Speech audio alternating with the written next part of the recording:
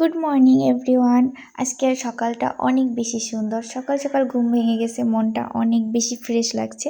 কারণ এই মেঘলা মেঘলা আকাশ, মেঘলা মেঘলা দিন আমার এত বেশি ভালো লাগে।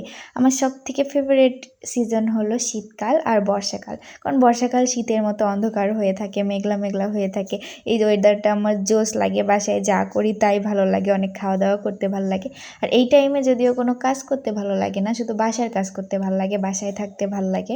তো যাই হোক, আজকে আমি অনেক সকাল সকাল ঘুম থেকে উঠেছি। ঘুম থেকে উঠে আগে আমার বেডটা সুন্দর করে গুছিয়ে নিলাম। আর কালকে রাতের বেলা আমার কি হয়েছিল জানি না, কাজ করতে ভাল লাগতেছিল না। খাওয়া দাওয়া করে থালা বাসন কিছু পরিষ্কার করিনি, অমনি ঘুমাই গেছি। অনেক বেশি ঘুম পাচ্ছিল। আর হচ্ছে এই যে রাতে খাওয়া দাওয়া করে আমডাল খেয়েছি, সব রয়েছে এখানে, কিচ্ছু ধোয়া হয়নি। তো সকালে উঠে এই কাজগুলো আগে করছি। আমি এমনিতে রাতেই সবগুলো ক্লিন করে রাখি, কারণ সকালে উঠে এসব নোংরা কাজ করতে আমার ভালো লাগে না। কিন্তু আজকে যেহেতু ধোয়া হয়নি, সকালবেলা একটু রান্নাঘর হালকা পাতলা ক্লিন করছিলাম, কারণ এই নোংরা রান্নাঘরে রান্না করতে আমার একদমই ভালো লাগে না। যদি অত ভালোভাবে করিনি, কারণ এখনই নাস্তা বানাবো, নাস্তা বানানোর পর আবারও করতে হবে। এমনি যেমন তেমন করে নিয়েছি, কারণ রান্না করব যে জায়গায়, সেই জায়গায় যদি পরিষ্কার না থাকে, সেই জায়গায় রান্না করতে বা সেখানে খেতেও ভালো লাগে না। তো যাই হোক, তারপরে আমি রান্নাঘরটা একটু মুছে প্লেটগুলো সব ধুয়ে তারপরে হচ্ছে রান্নাঘরটা ঝাড় দিয়ে নিচ্ছিলাম। তারপরে আমি নাস্তা বানাবো, রান্নাঘরটা যেমন তেমন করে ক্লিন করে। সকালে উঠেই আমার ক্ষুধা লেগে যায়, এই জন্যে আমি রাতে এসব কাজ করে রাখি, জানি সকালে উঠেই আগে নাস্তা বানিয়ে খেতে পারি। তো রান্নাঘরটা ঝাড় দেওয়ার সাথে সাথে আমি আমার বেডরুমটাও সুন্দর করে ঝাড় দিয়ে নিলাম। কারণ বেডরুম গুছিয়ে রেখেছিলাম, ঝাড় দিইনি, ভাবলাম আগে নাস্তা বানাই, পরে রান্নাঘর যেহেতু নোংরা পরিষ্কার করলামই, তাই ভাবলাম সাথে বেডটাও ঝাড় দিয়ে নিই, তারপরে নাস্তা বানাই। যদিও আজকে অনেক সকাল সকাল উঠেছি, এত তাড়াতাড়ি নাস্তা বানানোর প্যারা নেই। তারপর আমি যখনই উঠি নাই কেন, তখনই আমার ক্ষুধা লেগে যায়। সকালে উঠলেই আমি আগে খাবারের জন্য পাগল হয়ে যাই। এমনটা কেন হয় জানি না, সারাদিনে অত বেশি ক্ষুধা লাগে না, বাট সকালে ঘুম থেকে ওঠার পর আমার এত বেশি ক্ষুধা লাগে।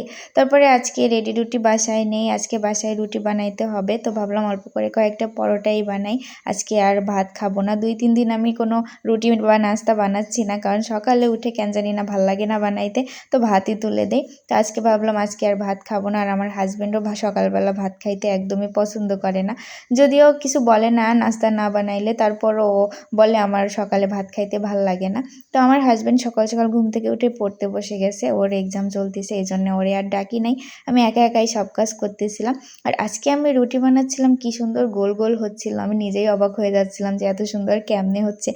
আজকে আমি রান্নাঘরে আর রুটি বলি নাই, আমি ডাইনিংয়ে বসে আগে সবগুলো রুটি সুন্দর করে বলে নিয়েছি, তারপরে একটা একটা করে ভাজছিলাম। আমার মনে হয় এভাবে করলেই ভাজাটা ভালো হয়, একটা একটা করে ভাজতে গেলে আর সেঁকতে গেলে বলতে গেলে কোনোটাই ঠিকভাবে হয় না, পুড়ে যায়।